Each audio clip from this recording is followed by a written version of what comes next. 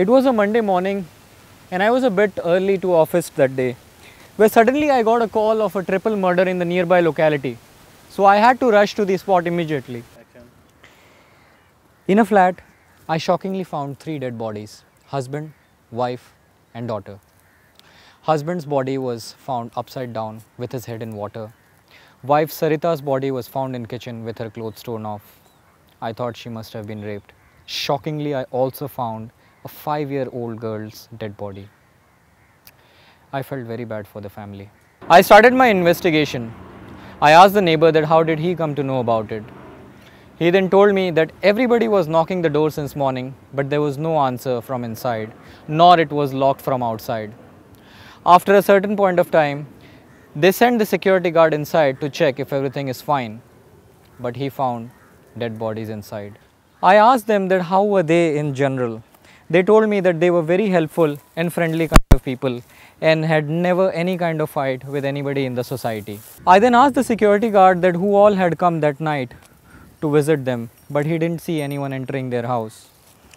I later also checked Mahesh's workplace. He used to work with a big IT multinational company, but since he was a good man, I couldn't find any kind of clue from his workplace as well.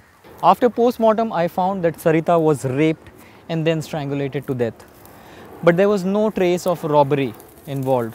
We found few fingerprints, but no traces of those prints as well.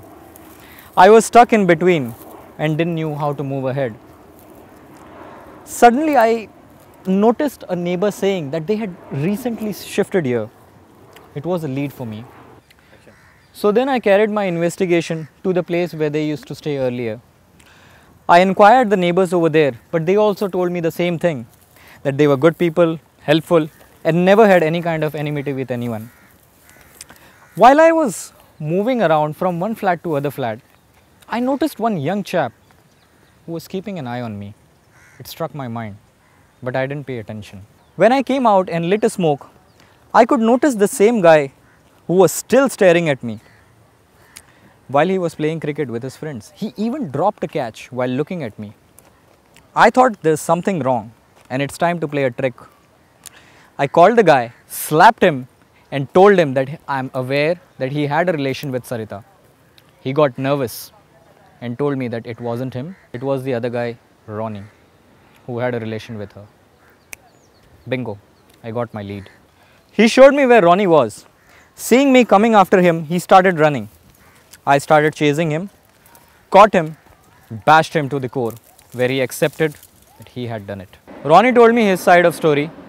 He had an affair with Sarita and it was Sarita who had started this. But one day Mahesh got to know about their affair and she cried to break this relation.